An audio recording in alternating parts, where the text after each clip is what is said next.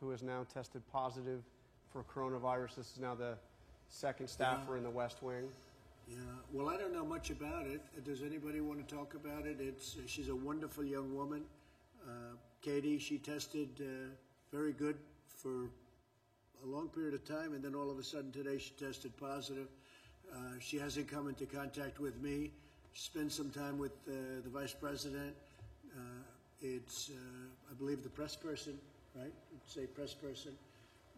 So she tested positive out of the blue. This is why the whole concept of tests aren't necessarily great. The tests are perfect, but something can happen between a test where it's good and then something happens and all of a sudden she was tested very recently and tested negative.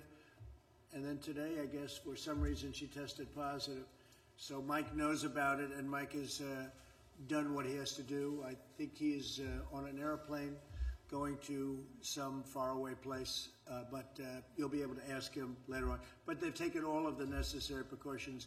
I understand Mike has been tested, Vice President, and he tested negative. Mr. President, but if this can happen here at the White House, 2 people tested. It can happen anywhere. It can happen. So what, You see where it happens. People still confident going back to work then? No, because, well, then it would happen anyway, whether you did go back to work or whether you didn't go back to work. In fact, I saw a statistic come out of New York yesterday that was pretty strange, that most of the cases are coming from apartments and coming from homes. What was that all about? I think they said 66%. Did you see that? That was given by Governor Cuomo, that they're coming out of the home, right? So it can happen anywhere. It's a very elusive enemy, a vicious enemy, an elusive enemy, and I think more importantly than anything with this one, it's probably the most contagious enemy that anybody has seen. Mr. President? Yeah, please. Given 2 positive tests in the last 2 days, what precautions are you taking here at the White House to prevent the virus from spreading further, and are you worried that it's kind of already in the White House and might? Well, I'm not worried. No, I'm not worried. But look, I get things done. I don't worry about things. I do what I have to do. We've taken very strong precautions at the White House. But again, we're dealing with a invisible situation. Nobody knows. When I see that 66 in New York, 66%, where people stay home and that's where they're catching it at home, who would ever think a thing like that's possible? So all you can do is take precaution and do it the best you can. But Mike was tested today, and Mike was tested negative. So are you taking additional steps here at the White House in the latest? Yeah, we're taking very official steps. Mark, do you want to discuss that? We've already put in a few protocols that we're looking at, obviously, to make sure that the president and his immediate staff stay safe. But it's not just the president; it's all the workers that are here. Obviously, you're here on a daily basis. But the protocols that we're putting in place puts a stronger emphasis on making sure that we do the mitigation that we need to do to make sure they're safe. I don't want to get into all the procedures that we have embarked upon, but I can tell you this is probably the safest place that you can come to. All of you, as you know, have to be socially distanced from the president. His meetings that he has are done with a social distancing plan in place. Outside of that, we may take some additional precautions as it relates to the vice president and the president in terms of just making sure that the people that come in contact with both of them are done, that it's done in a way that makes sure that we keep the president safe. Additionally, every member that came here today, they were tested just in case there's a closer contact than we might have. But we put in some additional protocols over the last 48 hours, and we'll continue to monitor. Mr. President. Are you satisfied with the measures that have been taken so far? I really am. Look, I understand what we're dealing with. We're dealing with something very serious. And the fact that you have it doesn't mean that it doesn't go away. All right? You can have it and get through it very easily. Some people have a harder time. Most people get through it. Some people are devastated by it. But the fact that you get it doesn't mean, I've had numerous people say they have it and a couple of days later they're better. Some people say they have it, they think, and there's almost no symptom. Other people have it and bad things happen. So, but for the most part, when you have it, you get better.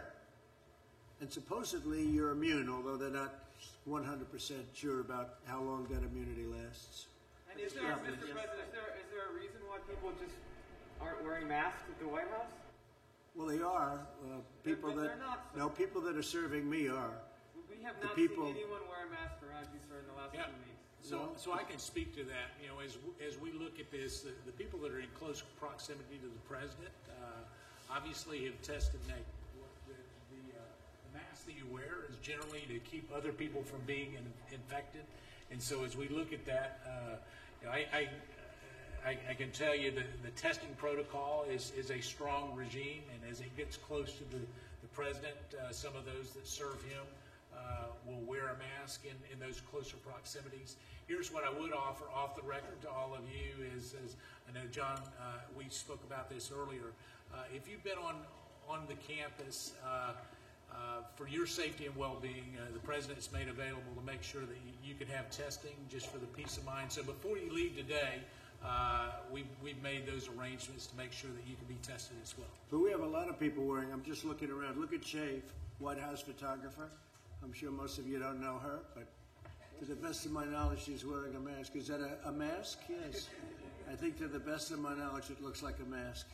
Mr. President, could you clarify the status of the Phase 4 negotiations? Earlier, Larry said that they were being paused and potentially for a couple of Well, weeks. we're in no rush. We're in no rush. When you see John The Zimmerman, like, Democrats, they're in a rush. the Democrats have to do what they have to do, but I would say we're not looking. We want to see what they have, but I can't say that we're in a rush. We were in a rush to get the money out to people. We have gotten the money out. Some money is stalled because of state machinery. You know, they have old computers, 45-year-old computers. And we said this was going to happen, and I didn't want to do it that way, but the Democrats insisted on going through this particular apparatus for a certain reason, and that money stalled. But that's their fault, and I think they accept responsibility and blame, the Democrats. Mr. President, You said recently that you would, if necessary, be the first person to get a vaccine. How important do you think a vaccine ultimately is Well, I to didn't getting say I out? wanted to. That's not a correct statement. I said, you said, would you be? And I said, if it was good for the country, I'd be. And if it was bad for the country, I'll wait to be the last one, or I wouldn't do it at all. No, I was asked whether or not I would do it as the first person. If I thought that was a good thing for the country, I would. I don't, personally, and I have to say, I think we're doing very well on vaccines. If they wanted to use me as a test, that's okay with me. If it was good, but that was really the way the question was asked. But how important do you believe a vaccine is to getting out of this? And what do you say to those that this growing anti-vaccine? Well, I feel about vaccines like I feel about tests. This is going to go away without a vaccine. It's going to go away, and we're not going to see it again, hopefully, after a period of time. You may have some flare-ups, and I guess, I would expect that. Sometime in the fall, you'll have flare-ups, maybe. Maybe not, but according to what a lot of people say, you probably will. We'll be able to put them out. You may have some flare-ups next year, but eventually it's going to be gone. It's going to be gone. There are some viruses and flus that came and they went for a vaccine. They never found the vaccine, and they've disappeared. They've never shown up again. They die too, like everything else. They die too. And so whether we do or not, I think great progress is being made by Johnson & Johnson, by Oxford, and some others. NYU, I see, is very advanced. But if you don't get it, this is going to go away at some point. Mr. President, what evidence have you seen that this is going to go away without a vaccine? I just rely on what doctors say. They say it's going to go. That doesn't mean this year. It doesn't mean it's going to be gone, frankly, by the fall or after the fall. But eventually it's going to go away. The question is, will we need a vaccine? At some point, it will probably go away by itself. If we had a vaccine, that would be very helpful. Be very happy to have a vaccine. How often do you meet with Dr. Birx, Dr. Fauci, and the medical experts, or have you essentially just moved yourself on to the economic aspect? No, I listen to them. I have a lot of respect for them. Dr. Birx, Dr. Fauci, and we have some other people that are very good. No, I listen to them very, very intently. But how often do you meet with them? Well, talk up, you have a mask on your face. How often do you meet with the medical staff and the medical experts? A lot. Mr. President, for the Do you unemployment. find the CDC protocols to be an impediment to opening up the country?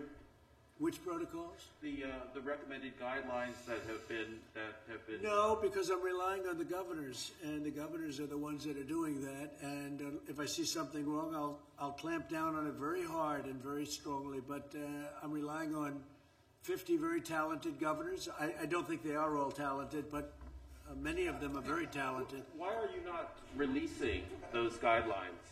They release, they know what to do, and they know what they're doing, and we're going to see. But I'm relying on the governors to do their individual states, and they're relying on us very strongly for advice and also for help with respect to equipment, hospitals, beds, ventilators, but also medical supplies. So they're relying on us, and we're able to get them everything they need if they can't get them. Ideally, they can get it, but much of the things that we're getting and we've gotten for them, we're able to stockpile in their states. So we're sending it around. We're sending more than they need. So if this should happen again, they're going to be ready this time. And what happens, though, if the infections go spike once the government... You have to put out the fires. Then you're going to have to put out the fires, and the governor should be able to do that. Mr. President, you said the third quarter would be a transition and the fourth quarter would be good. Where do you expect to see the unemployment numbers at that? Well, I think the unemployment numbers are going to go way up, and the statement that Kevin made is incredible. Everybody expects to have a job back very shortly. That's not a normal situation. You go into a bad economy, deep recession or worse, nobody expects to have a job ever again. Everybody expects, I saw that chart, almost everybody expects that they'll be working again. This was an artificial turning off of a tremendous economy. We did the right thing because we saved millions of lives, probably millions of lives. But this was just all of a sudden one day we had to turn it off. When we turn it back on, which we've just started doing, I think it's going to come back blazing. I think next year has a chance to be one of the best years economically we've ever had because there's tremendous pent-up demand. So if unemployment's at 14% now, perhaps going as high as 20%, where do you think that will be in the I fourth? think the number is going to be a great number. I'm not going to say exactly what. I can say over a period of time it's going to be where it was, maybe better. Can't get much better. We were at 3.5%. But it will be, I expect it to be where it was. The demand is going to be tremendous, and next year is going to be a tremendous year. Fourth quarter is going to be very good, maybe better than that. The transition is going to be very interesting, but you're going to see some very good numbers coming out of the third quarter. It's a transition.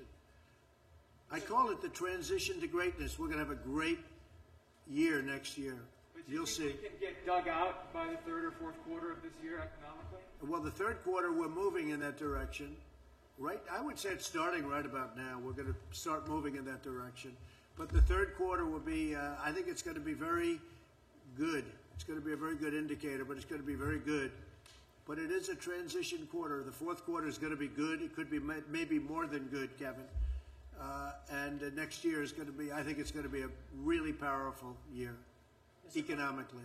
Mr. President, Larry said this morning that he expects the May unemployment numbers to also be, problematic, to be very high. What are you and your administration, these lawmakers, what are you all The May doing? numbers, we haven't started coming out of it. And What are you all doing to provide relief to workers over the next we're doing a lot. Look at all the money. We took $2 trillion and we're spending it all over because we want to have we're throwing money at it. And over the years they've learned that's much better than not doing it. Look at 1928. In 1928, they raised interest rates and they raised taxes. How did that work out? Not too good. Not too good. But if you look at 1928, 1929, the first thing they did was raise taxes, and then they raised interest rates, and they choked everybody to death, and it took 15 years to recover, more than that.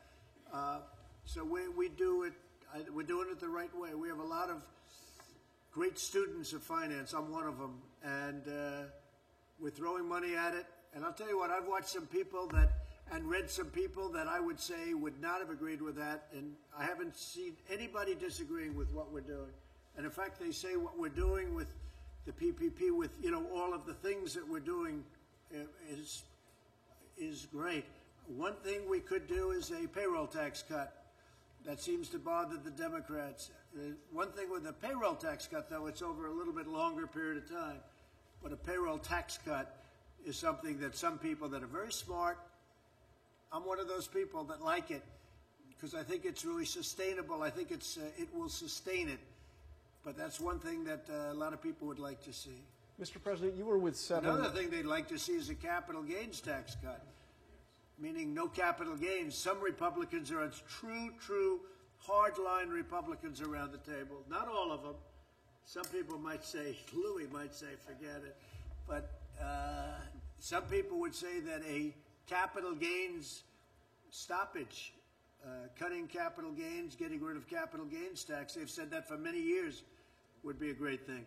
The true conservative Republicans around this table, of which there are about seven solid, but I still like the other ones too. But they would say that's music to their ears, right? So we'll see. I would be in favor of that. Yeah.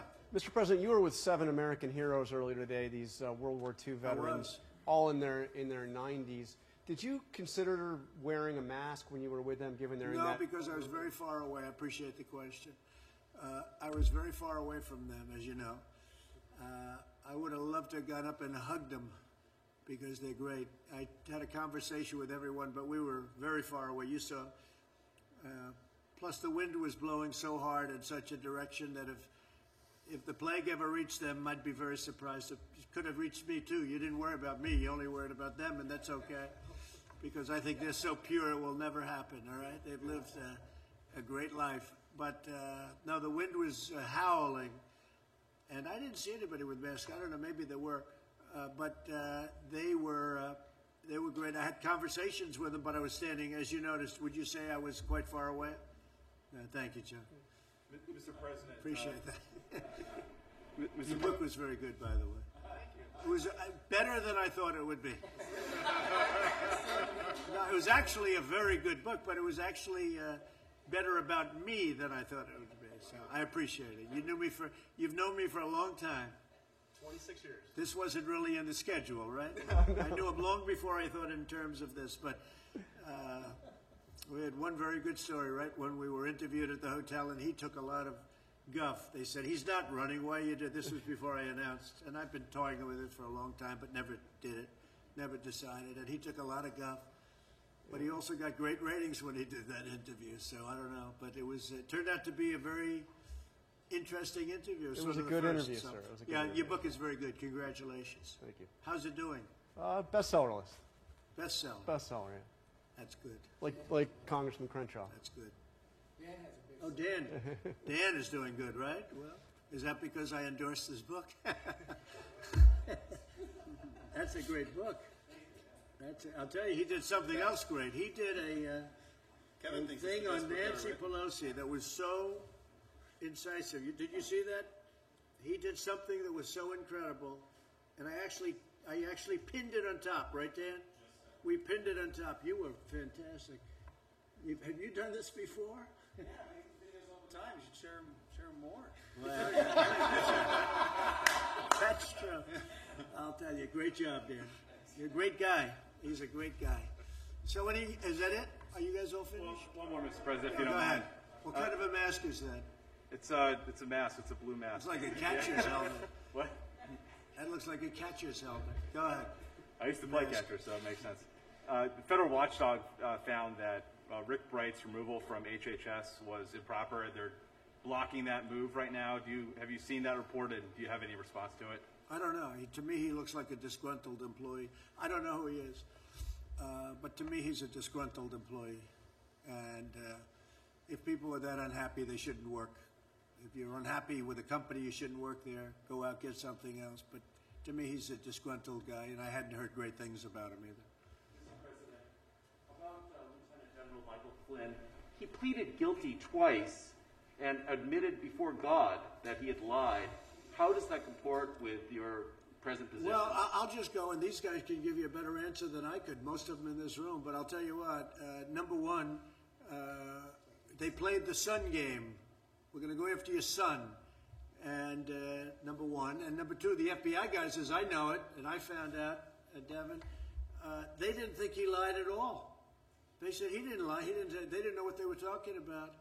And Mueller's group, Mueller's gang, that didn't find that I did much, did they, after wasting 3 years? But Mueller's gang of culprits, they said he lied. But the FBI, in this case, said he didn't lie. What's the story in that, Devin? Well, you have to remember that this is a 30-some-year veteran of our military who headed the Defense Intelligence Agency. It would be preposterous to think that he was a Russian agent, and everybody in the press knew this. They had early versions of the dossier.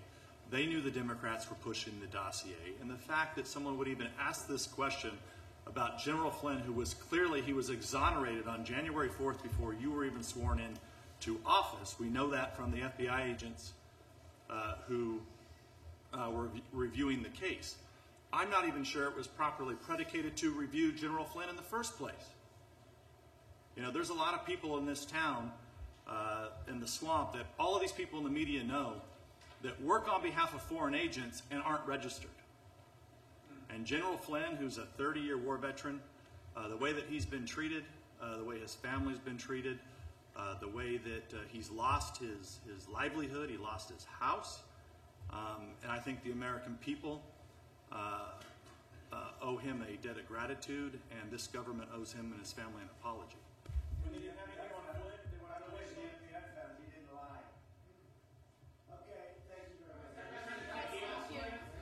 Thank you very much.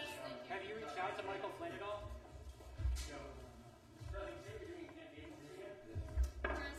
Thank you.